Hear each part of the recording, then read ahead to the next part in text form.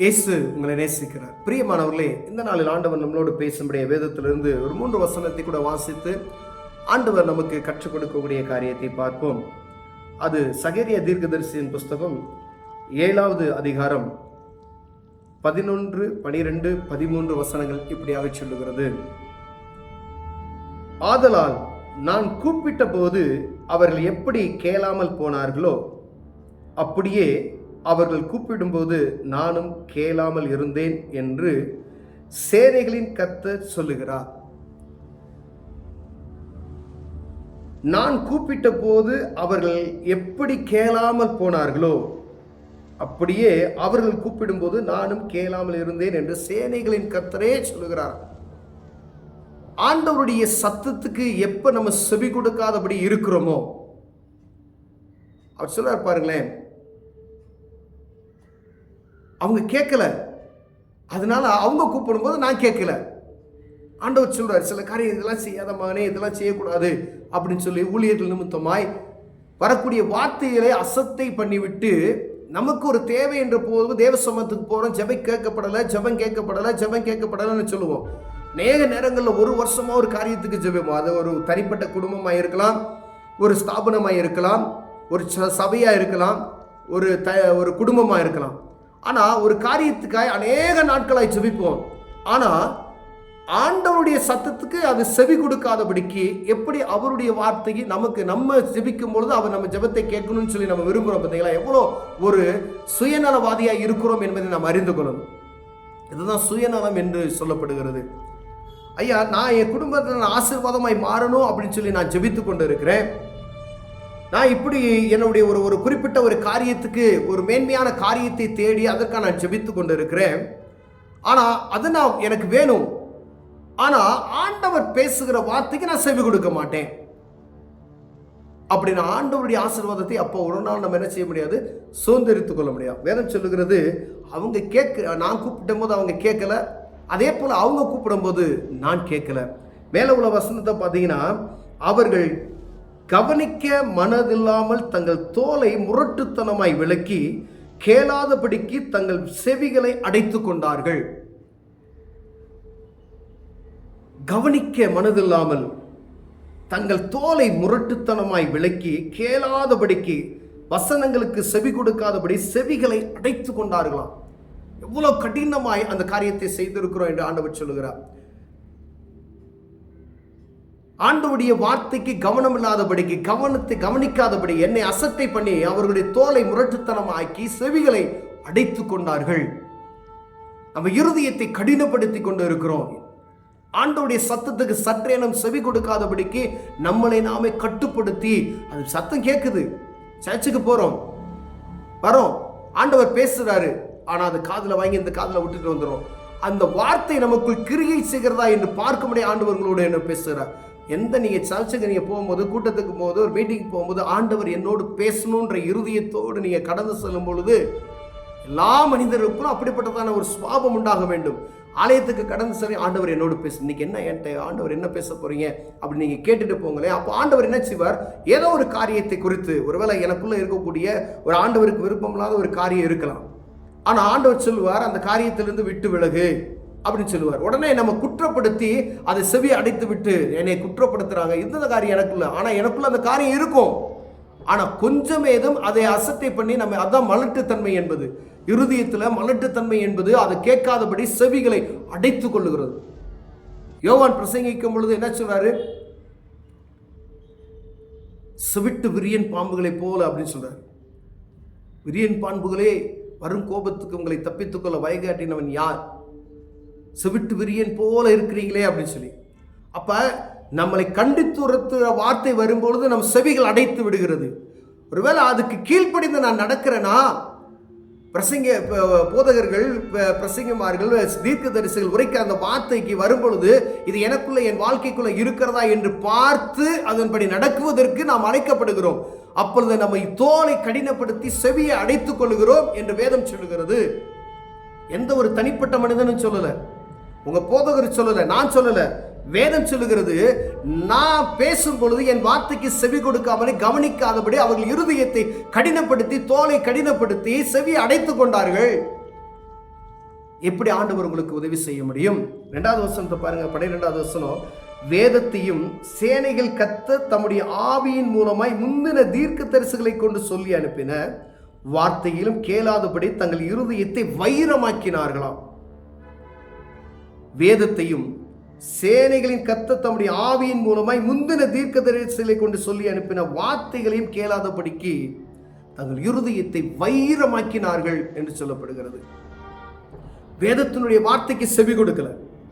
சேனைகளின் கர்த்தர் தான் பேசுகிறார் என்கிற அந்த கொஞ்சம் கூட அது மனதில் இல்லாதபடிக்கு தங்களுடைய தீர்க்கதரிசிகள் மூலமாய் முன்னாடி இருந்த தீர்க்கதரிசிகள் உரைத்த வார்த்தைகளுக்கு செவி கொடுக்காதபடிக்கு ஆவியானவர் தான் தீர்க்கதரிசிகளை கொண்டு பேசினார் என்ற எண்ணமற்று போய் தங்கள், ஆனால் தெரியும் தீர்க்கதரிசி இதுதான் பேசுறார் தெரிந்து தங்கள் இருதயத்தை வைரமாக்கினார்களாம். அப்ப எவ்வளவு கடுமையான வைரமாக்கினார்கள் என்று எழுதப்பட்டு இருக்கிறது. அவ்வளவு கடினமாய் அவங்க இருதயத்தை ஆண்டவருடைய வார்த்தைக்கு கேட்காதபடிக்கு தங்களை அடக்கி கொண்டார்கள். ஆகையால் மகா கடும் கோபம் சேனையின் கர்த்தரிடத்தில் உண்டாயிற்று. அநேக நாள்ல ஜெபத்துக்கு ஆண்டவர் பதில் தரல. 1 வருஷம் 2 வருஷம் ஆச்சு, 3 வருஷம் ஆச்சு, ஜெபத்துக்கு பதில் வரலையேன்னு சொல்லி நம்ம கேட்போம். ஆனா ஆண்டவருடைய வார்த்தைக்கு செவி கொடுக்காத நிமித்தமே எனக்கு இந்த காரியத்துக்கு நமக்கு பதில் வரல அப்படின்றத நாம் புரிந்து கொள்ளாமல் இருக்கிறோம். ஆண்டவர் இந்த காரியத்தை செய்யாத அப்படின்னு சொன்னா அந்த காரியத்தை செய்யாதபடிக்கு நம்ம இருதயத்தை திறந்து கொடுத்து அதை அப்பியாசப்படுத்துகிறவராய் மாறும் பொழுது நீங்க போய் தேவ சமூகத்தில் உட்கார்ந்ததும் என்ன வரும்? ஜெபிப்பதற்கு ஆண்டவர் அழைக்க உடனே நம்ம கீழ்ப்படிவோம். சில சமயங்கள் இந்த காரியத்தை செய்யாதீங்க அப்படின்னு சொன்னாங்கன்னா அந்த காரியத்தை அது நல்ல காரியமா இருக்கும், அது ஆண்டவருக்கு விருப்பம் உள்ள காரியமா இருக்கும். ஆனா நம்ம என்ன செய்யறதுல கேட்க மாட்டோம். ஆண்டவருடைய வார்த்தைக்கு செவி கொடுக்கிறதுக்கு நம்ம இருதயம் கடினப்பட்டு இருக்கிறது. ஆண்டவருடைய கோபாக்கினை வந்தது நிமித்தமாவே நமக்கு ஒரு பிரச்சனை வருகிறதை நம்ம அறிந்திருக்கிறோம். பிரச்சனை வந்ததுமே தேவ சமூகத்துக்கு நம்ம கடந்து செல்கிறோம், ஜெபிக்கிறோம். ஆனா ஜெபம் கேட்கப்படல. ஆண்டவர் சொல்றார், ஆமா அவங்க நான் கூப்பிட்ட போது என்னுடைய வார்த்தைக்கு செவி கொடுக்காதபடி தங்கள் இருதயங்களை வைரமாக்கினார்கள், காதுகளை அடைத்துக் கொண்டார்கள். இப்போது அவங்க கூப்பிடுறாங்க, நான் அமைதியா இருக்கிறேன். எப்படி பதில் வரும்? ஒரே ஒரு வழிதான் இருக்கு. தேவ சமூகத்துல போய் உங்கள் அறைக்கதவை அடைத்து கொண்டு ஆண்டவரே அப்படின்னு சொல்லி கதறுனீங்க அப்படின்னு சொன்னா ஆண்டவர் அற்புதம் செய்ய வல்லமையுள்ளவராய் இருக்கிறார். அவர் ஆசீர்வாதத்தை கொடுக்க வல்லமை. பாவ மன்னிப்பின் நிச்சயத்தை பெற்றுக் கொள்வீர்கள். ஆண்டவரே, நான் உங்க வார்த்தைக்கு செவி கொடுக்காம போயிட்டு என்னை மன்னிச்சிருங்க அப்படி சொல்லி கேட்கும் பொழுது ஆண்டவருடைய இருதயம் லகுவாய் மாறும். பிரியமானவரே, ஆண்டவர் மன்னிக்கிறவர், அவர் பாவத்துக்கு மன்னிக்கிறவர், அவர் தன்னையே பலியாகி கொடுத்திருக்கிறார். அதை நம்ம அறிந்து கொள்ளணும். நம்முடைய பாவத்தை போக்க மனுகுரூபம் எடுத்து இந்த பூமிக்கு வந்தார் என்ற எண்ணம் நமக்கு வரணும். ஒரு நாள் நான் வரப்போறேன், நியாயாதிபதியாய் வருவேன். அன்னைக்கு நீ குற்றமுள்ளவனாய் நிற்காதபடிக்கு தன்னையே பலியாய் கொடுத்து நம்முடைய பாவத்தை மன்னித்திருக்கிறார். அதை அறிந்து கொள்ளணும். ஆனால் நம்ம ஆண்டவருடைய சத்தத்துக்கு செவி கொடுக்காதபடி நம்ம இருதயத்தை கடினப்படுத்தினோம்னா ஆசீர்வாதத்தை பார்க்கவே முடியாது. நம்ம என்னதான் நீங்க முயற்சி பண்ணாலும் அதுல ஒரு பலனை பெற முடியாது. தவச காலமா இருக்கிறபடினால் இந்த வார்த்தையை சொன்னேன். அநேக நேரங்களில் 7 வருடங்கள் நான் நடந்து கபிராயபுரன்ற இடத்துக்கு நான் நடந்து சென்றிருக்கிறேன். மாலை போட்டுட்டு அங்க பொருத்தனை பண்ணி ஒரு ஆசீர்வாதத்தை நான் பார்க்க முடியல. என்னைக்கு ஆண்டவரை அறிந்து கொண்டு தேவசமத்தில் போய் என் வீட்டில் உட்கார்ந்து கதவை பூட்டி ஜெபிக்க ஆரம்பித்தனோ ஆண்டவர் என்னை ஆசீர்வதித்தார். பிரியமானவர்களே, அப்ப ஒருத்தர் சொல்றாருங்க, நீ போகாத, நீ போய் தேவசமத்தில் ஜெபம் பண்ணியா அப்படின்னு சொல்லி. அப்ப ஆண்டவருக்கு கீழ்ப்படுகிற இருதயம் இல்லாதபடிக்கு நான் ஆண்டவருடைய வார்த்தைக்கு வசனத்துக்கு நான் செவி கொடுக்க மாட்டேன். ஆனா என்னை ஆண்டவர் ஆசீர்வதிக்கணும்னு சொல்லி யாரு என்ன சொன்னாலும் அதை கீழ்ப்படிந்து, மற்றவங்க சொல்ற காரியத்துக்கு கீழ்ப்படிந்து, நீ அங்க போ, நீ இங்க போ, நீ இப்படி நடந்தனா உனக்கு குணமாயிரு, இப்படி நடந்தனா ஒரு ஆசீர்வாதத்தை பெற்றுக்கொள்வ, உன் வியாபாரம் ஆசீர்வதிக்கப்படும், டிவியில விளம்பரம் போடுறான், நீ இப்படி செஞ்சனா உன ஆசீர்வாதம், இந்த பொருளை வாங்கி நீ கையில வச்சுக்கிட்டேனா உன்னை ஆசீர்வதிப்பார் அப்படின்னு சொல்லி அதுக்கெல்லாம் நம்ம என்ன செய்வோம்? செவி கொடுப்போம். ஆனா வானத்தையும் பூமியும் உண்டாக்கிற சர்வ வல்லமையில தேவன் எழுதி வைத்த இந்த வசனத்துக்கு கீழ்ப்படியாதபடி, உங்க வீட்டுக்குள்ள இருக்கிற இந்த வேத புத்தகத்தை நீங்கள் வாசிக்காதபடி இருப்பீர்களானால் ஆண்டவர் நம்மை எப்படி ஆசீர்வதிக்க முடியும்? அலைந்து திரிகிற அனுபவம். அவருடைய கோபாக்கினை வந்தது நிமித்தமாவே பிரச்சனை வருகிறது. ஒரு ஸ்தாபனத்துக்குள்ள தேவனுடைய கோபாக்கினை வருவது நிமித்தமாவே ஒரு பிரச்சனை வருகிறது. அப்ப எங்க ஓடுறோம்? தேவசம், ஆண்டவர் இந்த காரியத்தை செய்யுங்க. ஆனா நம்ம செவி கொடுக்காத காரியம் என்ன என்பதை ஆராய்ந்து பார்த்து தேவ சமூகத்தில் போய் ஜெபிப்போமானால் ஆண்டவர் ஆசீர்வதிக்க வல்லமையுள்ளவராக இருக்கிறார். நம்ம குடும்பத்தில் ஒரு காரியத்துக்கு ஆண்டவருடைய வார்த்தைக்கு செவி கொடுக்காதபடி இருந்திருப்போம். அந்த காரியம் ஒரு நெருக்கமான ஒரு சூழ்நிலை. அப்போ போய் ஆண்டவரே இது ஆசீர்வதிங்கன்னு சொல்லுவோம். ஆனால் ஜெபம் கேட்கப்படலை. அப்போ ஆராய்ந்து பாருங்க. முந்தினவைகளை பூர்வமான நினைத்து கொண்டு வாங்க. ஆண்டவரே நான் என்ன பாவம் செய்தேன் அப்படின்னு சொல்லி ஆண்டவருடைய சத்தத்துக்கு செவி கொடுக்கல, என்ன மன்னிங்க அப்படி தேவ சமூகத்துக்கு போகும்பொழுது ஆண்டவர் நம்மை ஆசீர்வதிக்க வல்லமையுள்ளவராக இருக்கிறார். பிரியமானவர்களே, தனிப்பட்ட ஒரு மனிதனுக்கு ஒரு தேவ சமூகத்தில் பல நாட்கள் ஒரு வேலைக்கு ஒரு பிசினஸ்க்கு ஏதோ ஒரு காரியத்துக்கு நீங்க ஜெபித்துக்கிட்டு இருக்கீங்க அப்படின்னா பதில் வரல. அங்க ஆண்டவருடைய சத்தத்துக்கு செவி கொடுக்காதபடி மனம் போன போக்குல போய்கொண்டு இருக்கிறோம். ஆண்டவர் சொன்ன வார்த்தைக்கு செவி கொடுத்து அப்படி நடக்கும் பொழுது ஆண்டவர் என்ன செய்யறாரு? அவர் மனம் மாறி அந்த ஆசீர்வாதத்தை கட்டளையிட வல்லமையுள்ளவராக இருக்கிறார். பிரியமானவர்களே, அப்படின்னா ஆண்டவர் ஒரு இறுதியை வைரமாக்கி வச்சிருக்கிறேன், அதை எடுத்து போடு. அதனால தான் நான் உன் சத்தத்துக்கு நான் செவி கொடுக்காதபடி இருக்கிறேன். உன் செவி அடைத்து கொண்டுட்ட. தீர்க்கதரிசி பேசும்போது சொன்னார், விரியன் பாம்பு குட்டிகளே, வரும் கோபத்துக்கு உங்களை தப்பித்துக்குள்ள வழிகாட்டினவன் யார்? செவிட்டு விரியனை போல இருக்கிறீங்களே அப்படின்னு சொல்லி இங்க வேதம் சொல்லுது. உங்கள் தோலை கடினமாக்கி செவிகளை அடைத்து கொண்டீர்கள் அப்படின்னு சொல்லி உங்கள் இருதயத்தை வைரம் போல கடினமாக்கி விட்டீர்கள்.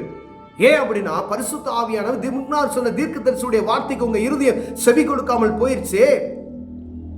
பிரசங்கிக்கப்படுகிறது வார்த்தைகள், ஆனால் அதுக்கு சத்தம் கொடுக்காதபடிக்கு கொஞ்சமேதும் அதனை குறித்து கரிசனையற்றவர்களாய் கடந்து சென்று விட்டோமே. அவ்வளவுதான். அரை மணி நேரம் மெசேஜ் கேட்டதுமே அந்த வார்த்தை கேட்டுட்டு அப்படியா அப்படின்னு சொல்லிட்டு போயிடுறோம். ஆனா கேட்கிற வார்த்தைகள் இருதயத்தில் அப்பியாசப்படுத்துகிற இருதயம் எனக்குள்ளும் உங்களுக்கும் இருக்குமையினால் ஆண்டவர் இந்த வசனத்துக்கு செவி கொடுத்து நடக்கும் பொழுது ஆண்டவர் நம்மை ஆசீர்வதிக்க வல்லமையுள்ளவராக இருக்கிறார். உங்கள் ஜெபம் உடனே கேட்கப்படும். அப்ப ஜெபம் கேட்கப்படலை அப்படின்னு சொன்னா நம்ம மேலதான் குற்றம் இருக்கிறது. ஆண்டவர் சொல்றாரு, நீ செவியை திறந்த ஆண்டவருடைய சத்தத்துக்கு செவி கொடு, அவர் சத்தத்தை கேளு, அப்ப நான் உன்னுடைய ஜெபத்தை கேட்பேன் அப்படின்னு சொல்லி கண்களை மூடுவோம். செவி. அன்பின் தகப்பனே, அருமையான நாளுக்காய் ஸ்தோத்திரம். அநேக நேரங்களில் ஆண்டவருடைய வார்த்தைக்கு நாங்கள் கீழ்ப்படியாமல் போயிட்டோம். ஆண்டவர் எப்போ நாங்கள் நோக்கி பார்க்கிறோம் ஐயா, உமது வார்த்தைக்கு கீழ்ப்படுகிற இருதயத்தை தாங்க. இயேசுவின் நாமத்தில் பிதாவே, ஆமென்.